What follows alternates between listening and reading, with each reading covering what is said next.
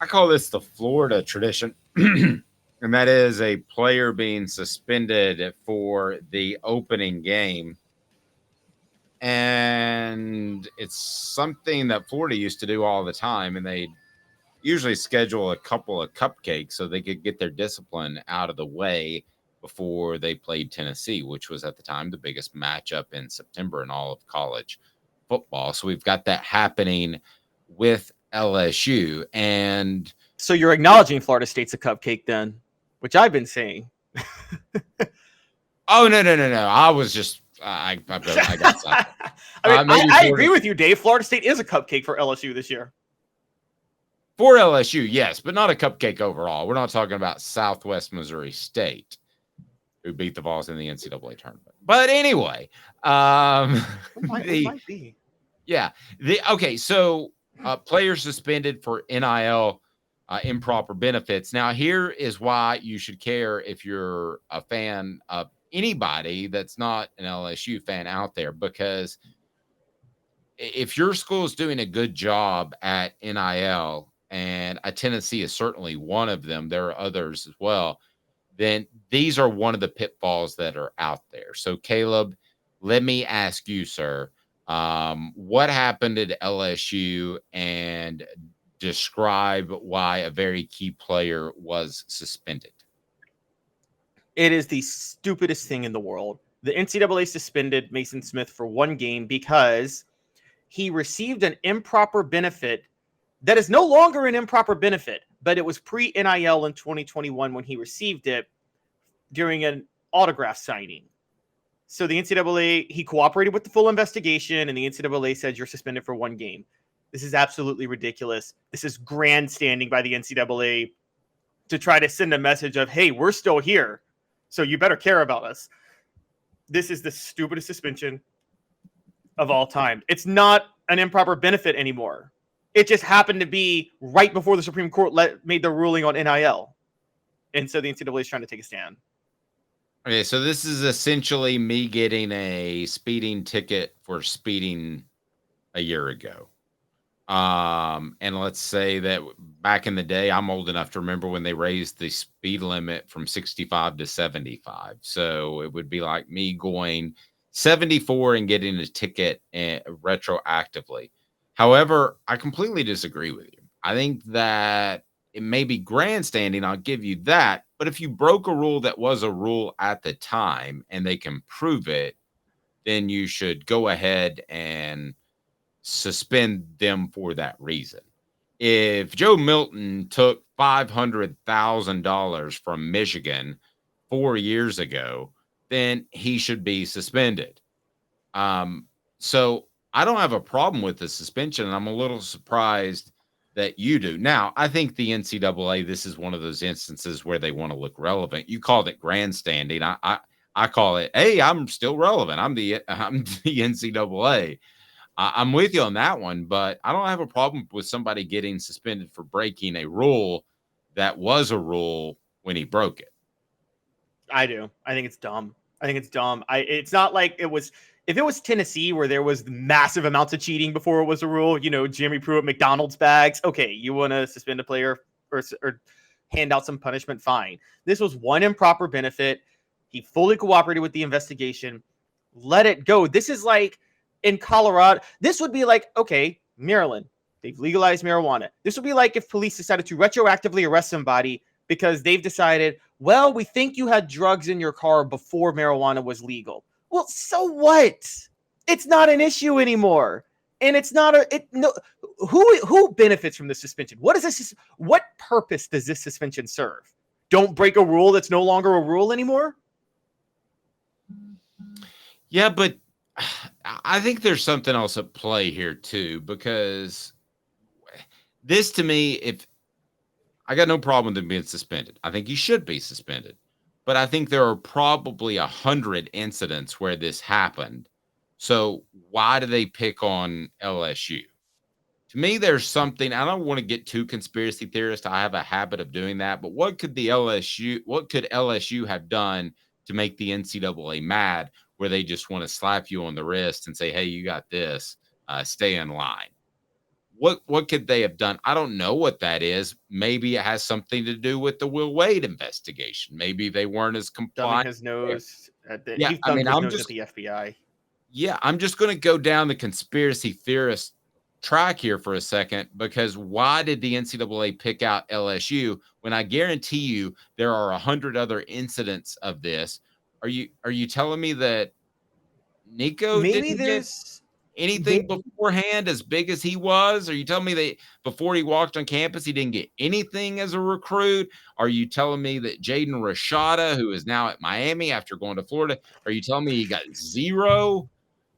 I mean, it's hard for me to believe. So why did they pick LSU is my question.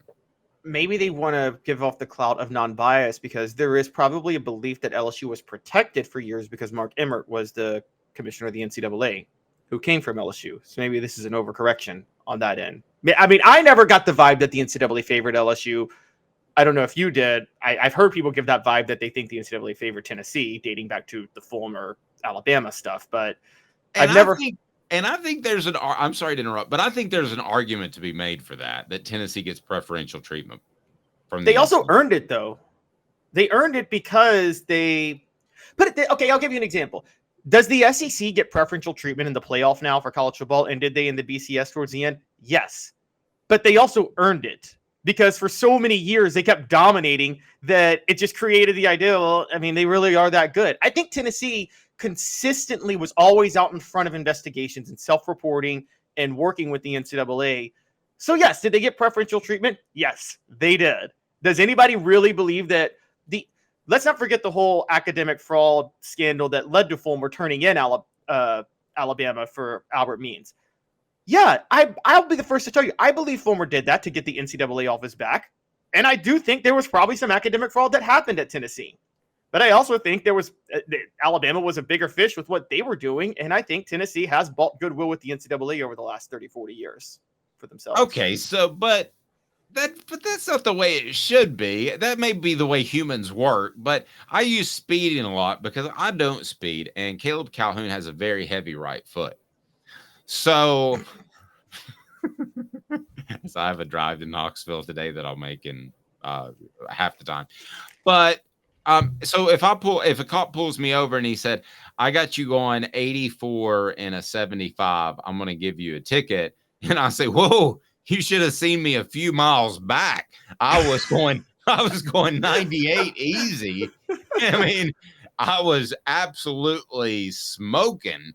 Then that cop shouldn't say, "Okay, well then I'll reduce that 70 whatever ticket it was, that $150 ticket to 75 because you told me about something else you did." In fact, he should make it more. Tennessee has gotten preferential treatment, earn it or not. There is a strong argument, if I'm an Alabama fan or a Georgia fan, that Tennessee got off easy with the Jeremy Pruitt situation. They hammered Pruitt, and that may be a trend or whatever, but I can go back to the mid 80s where there was a picture of Sports Illustrated with Neyland Stadium cracked in the middle when you open the front page next to the table of contents because the NCAA was about to hammer Tennessee, and they got off then too. And they got off other times too. Every time Tennessee undergoes an NCAA investigation, we cover it at Off the Hook Sports. We haven't been around that long. But do I ever think this could be huge, major, and destroy Tennessee's program or postseason ban or anything like that? No, I don't. And I don't know if it's because Roy Kramer was from Maryville. That's what people used to say. Or it's because they are so compliant. But who's not compliant anymore? What doofus athletic director would say, "I'm not going to work with these guys and I'm going to be incredibly difficult"? LSU with Will Wade. They literally did that with Will Wade. They openly refused to work with the NCAA. So so we have figured it out. You've proven my conspiracy theory. I thought I was just kind of going out in left field. Think about it this way. Okay, when I worked for a local newspaper in a small town in Western Maryland, I covered crime a lot. I had a crime beat for a minute. I covered a lot of incidents. Guess what? Judges on sentencings are much more lenient to people who cooperated with the police. They're much more lenient to people who don't have a have less of a track record of committing crimes. It could be. I hope so. Well, I mean, like if two people are convicted of the same crime, a judge will be more lenient to someone who has a better background, who maybe this was their first crime they committed, or they're at least a productive member of society. They have a job, they take care of their family, versus someone who doesn't. Judges take that stuff into account with sentencings. And so if the legal system is going to do that, obviously the NCAA is going to do that. Yes, when you do things wrong, your behavior surrounding the situation will determine the leniency that comes for you. The most extreme case is this guy named Ray Lewis, who was compliant and, just saying, maybe got away with something because of that. Yeah, and I don't think Aaron Hernandez was helped by the fact that he may have been involved with multiple murders too, even though he wasn't convicted on all of them. You can't tell me the judge wasn't somewhat aware of that when he handed out the sentencing. Coaches with dismissals too. Think about coaches will dismiss players.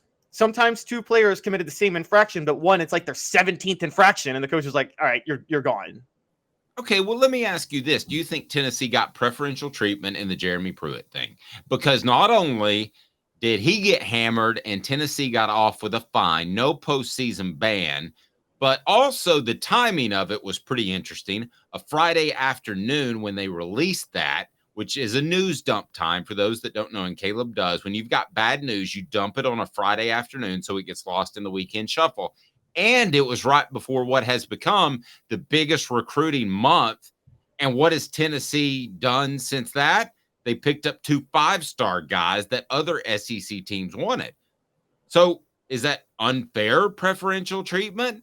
If I'm Georgia or Alabama, I'm saying, heck yeah. I mean, yes, it is. I'll be honest, it is. They got preferential treatment. Okay, your least favorite program, Dave, the one you hate the most, Missouri, got a bowl ban in 2019 for the smallest infraction that doesn't come close to what Tennessee and Jeremy Pruitt did. It doesn't come close. But I think Tennessee has bought themselves some goodwill with the NCAA. That happens. You buy yourself some goodwill, you're going to get some more favorable treatment. So, I mean, look, Alabama had Auburn. Auburn, they would come down hard on because, Dave, you know this as well as I do. Auburn has a history of cheating with the NCAA. I mean, it's a deep, long history of cheating and not complying and doing whatever they can. So if Auburn gets caught doing something, yeah, they're going to get the hammer. They're going to get it pretty bad, too. I'll give you another example. Southern California, what did they do? What did the NCAA do to the Trojans after they hired Lane Kiffin? You're right. I will bet you right now, if they'd have hired Jack Del Rio or Jeff Fisher, Steve Sarkisian on Pete Carroll's staff. Yes. Okay, so not him. If they would have hired somebody that had no NCAA issues, like Lane Kiffin had boiling at Tennessee, if they'd have hired somebody without any NCAA issues and no ties to Pete Carroll's staff, I guarantee you it wouldn't have been 35 scholarships or whatever it was. And I mean, they got hammered bad. Lane Kiffin had no chance to succeed there. They got hit so bad by the NCAA. And I can tell you personally that he was stunned how hard they got hit. And he wouldn't have taken the job and he would have stayed at Tennessee if he'd have had an idea that it was anywhere close to that. But it was his hiring with the hostess gate thing going on that caused them to get hit so hard. So it's like the chicken or the egg thing. But yeah, I guess that further proves your point. Now Tennessee gets away with what they want to.